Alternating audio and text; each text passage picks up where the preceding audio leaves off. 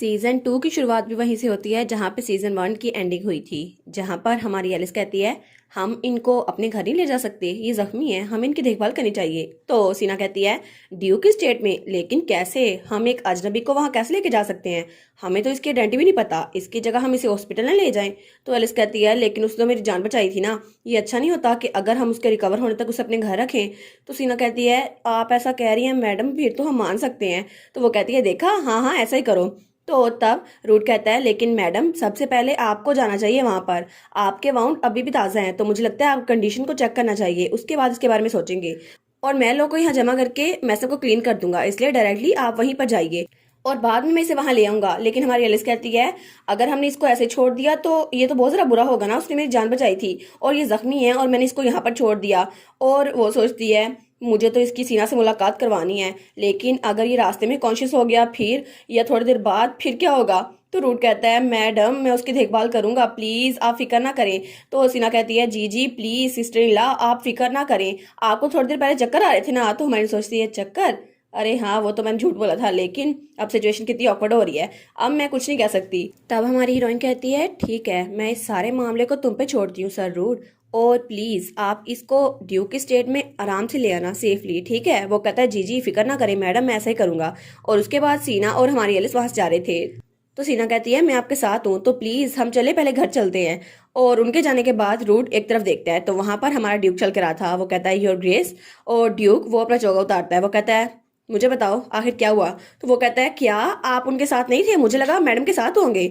तो ड्यूक कहता है नहीं, एलिस ने अचानक ही बुक शॉप छोड़ दिया और फिर वो मेरी नजरों से गायब हो गई, मुझे नहीं पता उसने ऐसा क्यों किया। लेकिन तब वो वहां पर देखता है, वो कहता है तो ये, और वो उस ब्रोच को देखता है। वो कहता है ये ब्रोच, और वो सोचता है मुझे लगा था वो रैबिट की तरह है, लेकिन वो तो एक छोटी सी बीस्ट की तरह है, और उसने ये ब्रोच उस आदमी के हाथ में चुबाया था, है ना। और वो सोचता है मैं तो उसको बचाने के लिए आगे आने वाला था, लेकिन उससे पहले वो मिस्टीरियस आदमी आगे आ गया, वो जरा फास्ट था। लेकिन आखिर एलिस इस आदमी का पीछा क्यों कर रही थी, और ये ब्रोच ये भी इससे कनेक्टेड होगा, है ना। तब उसके पास बैठकर वो सोचता है आखिर ये है कौन, इसके कपड़े तो बहुत जरा शैबी हैं, लेकिन इसके लुक्स और स्किन ये कॉमनर्स की नहीं है, ऐसा हो नहीं सकता कि ये कॉमनर हो।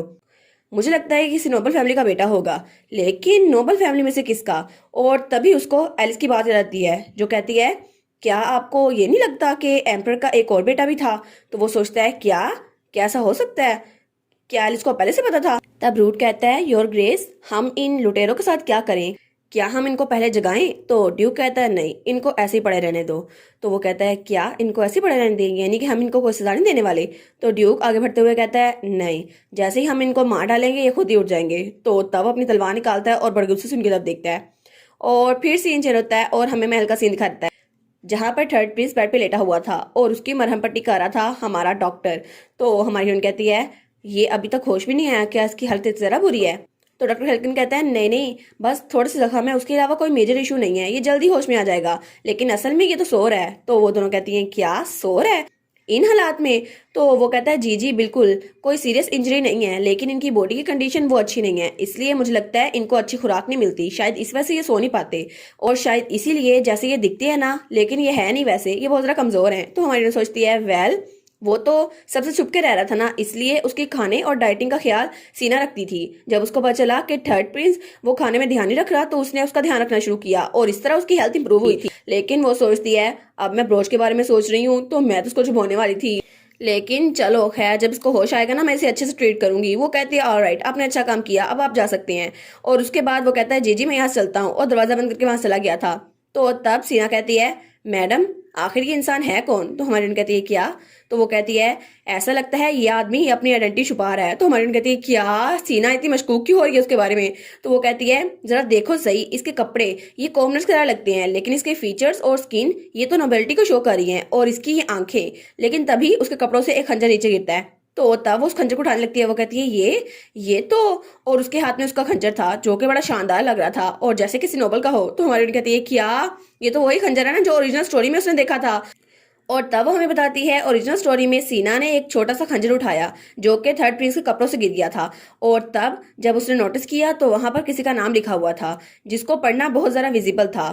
उसका नाम था एल्विन पेंटियम, और जब उसने उसका नाम पढ़ा तब उसको पता चला कि वो थर्ड प्रिंस है, और तभी सीना उसका नाम पढ़ती है। तो हमारी कहती है क्या इसको पता चल गया। तो तब सीना थर्ड प्रिंस की तरफ देखती है और बहुत ज़्यादा मशकूक हो गई थी, लेकिन थर्ड प्रिंस वो तो वहाँ लेटा हुआ था। तो तब एलिस कहती है सीना, तो वो कहती है जी जी मैडम, और खज्जर को अपने पीछे छुपा लेती है। तो हमारी कहती है मुझे लगता है मुझे थोड़ा रेस्ट करने की जरूरत है, क्या मैं तुम्हें यहाँ पर छोड़ के जा सकती हूँ, तुम इसकी देखभाल करना। वो कहती है जी जी बिल्कुल, आप फिक्र ना करें, आप बिना किसी टेंशन के जाएं और रेस्ट करें। तो हमारी कहती है ओके थैंक यू, तो मैं चलती हूँ। और उसके बाद वो कमरे से बाहर निकल आई थी और वो कहती है गुड जॉब, मैंने बड़ा अच्छा काम किया, मैं तो क्यूपिड का काम करके आ रही हूँ, अब वो दोनों मिलेंगे और उनकी लव स्टोरी शुरू हो जाएगी। लेकिन वो सोचती है सीना का रिएक्शन तो थोड़ा अजीब सा था, लेकिन वो एम्पेरियल प्रिंस है, आखिर क्या ही बुरा हो सकता है। तो तब वो गुनगुनाते हुए वहां चल के आ रही थी। वो कहती है आज का दिन तो बड़ा अच्छा गुजरा। और तभी उसे आगे से ड्यूक आता हुआ दिखाई देता है। वो कहती है ड्यूक आप फाइनली यहाँ पर आ गए। और ड्यूक भी उसकी तरफ देखता है। वो कहता है एलिस।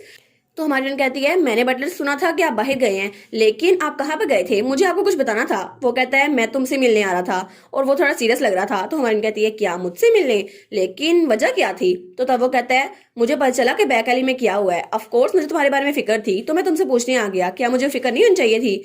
तो वो कहती है नहीं नहीं मैं बिल्कुल ठीक हूँ। और वो सोचती है मैं तो असल में इसकी वाइफ हूँ भी नहीं, पता नहीं मेरे बारे में इतना ज्यादा फिक्रमंद क्यों था। तब ड्यूक अपना हाथ आगे बढ़ाता है और उसकी चोट पर हाथ रखता है। वो कहता है क्या दर्द हो रहा है। तो हमारी हीरोइन कहती है क्या। वो कहता है क्या ये पेनफुल है। तो हमारी हीरोइन कहती है नहीं नहीं ये इतनी भी सीरियस नहीं है, बस छोटी सी चोट है। और वो सोचती है ये कितना जरा क्लोज है मेरे।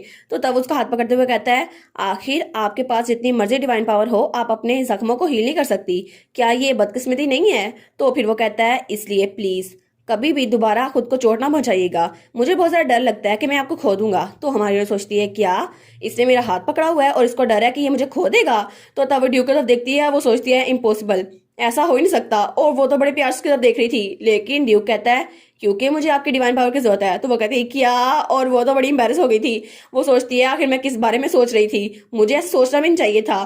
तो तब ड्यूक कहता है आपने प्रॉमिस किया था 1 साल तक आप मुझे हील करती रहेंगी अगर मैं गलत नहीं हूँ। वो कहती है जी जी बिल्कुल मैं ऐसा ही करूंगी, और फिक्र ना करें मैं इतनी भी ज्यादा हर्ट नहीं हुई कि मेरी डिवाइन पावर चली जाए, आपको फिक्र करने की जरूरत नहीं है।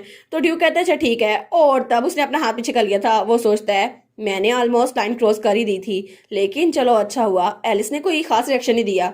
तब हमारी एलिस कहती है अरे हाँ ड्यूक मुझे आपको कुछ बताना था इससे पहले कि देर हो जाए। तो ड्यूक कहता है क्या, किस बारे में। तो वो कहती है आपने मुझसे पूछा था ना कि वहाँ एली में क्या हुआ था, तो मैं स्ट्रेट पॉइंट पर आती हूँ। मैं एक शख्स को घर पे लेके आई हूँ ताकि उसकी ट्रीटमेंट हो सके, लेकिन वो एक आउटसाइडर है ना, उसको मैं अपनी जिम्मेदारी पर लेकर आई हूँ, तो मुझे लगता है ये बुरा नहीं होगा, क्या आप इस बात की परमिशन दे देंगे। तो ड्यूक कहता है हाँ कोई बात नहीं, वो तुम्हारा गेस्ट है तो वो हमारा भी गेस्ट है, उसको यहाँ पे वेलकम किया जाएगा। और एलिस तुम तो इस डिराट फैमिली की लेडी हो ना, आफ्टर ऑल तुम्हारे गेस्ट हमारे गेस्ट हैं। तो फिर वो कहता है और इसके अलावा उसने तुम्हारी जान बचाई थी, मैं भी खुद उससे मिलना चाहूंगा ताकि उसे अपना ग्रेटिट्यूड पेश कर सकूं। वो कहती है क्या अभी।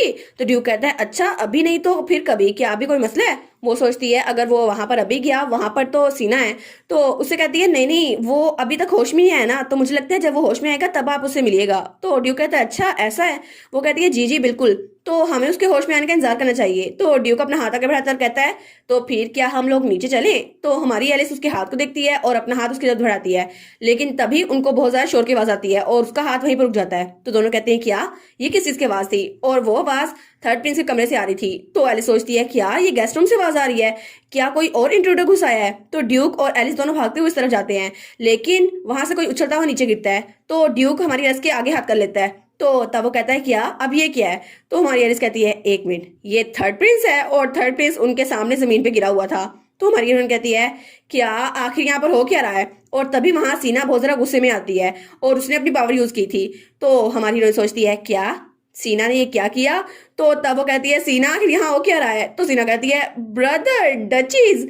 तो ड्यूक कहता है सीना इस सिचुएशन को एक्सप्लेन करो। तो वो कहती है वेल, लेकिन उसके कहने से पहले ही थर्ड प्रिंस कहता है इस यंग लेडी ने अचानक मुझे किक मारी और मैं यहाँ से दूर गिर गया, आखिर ऐसा कैसे कर सकती है। तो ड्यूक कहता है क्या। तो एलिस कहती है क्या।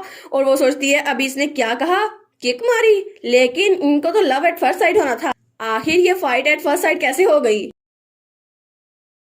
और इसी के साथ ये वाला पार्ट यहाँ पर ख़त्म। तो आप लोग बताइएगा आपको ये पार्ट कैसा लगा। प्लीज़ लाइक करिएगा, कमेंट करिएगा और शेयर करिएगा। और जो न्यू व्यूवर्स हैं काइंडली वो चैनल को सब्सक्राइब कर दें। और पिछली वीडियोस का लिंक आपकी स्क्रीन पर नज़र आ रहा होगा, तो काइंडली उनको भी चेकआउट कर लें। Thank you so much.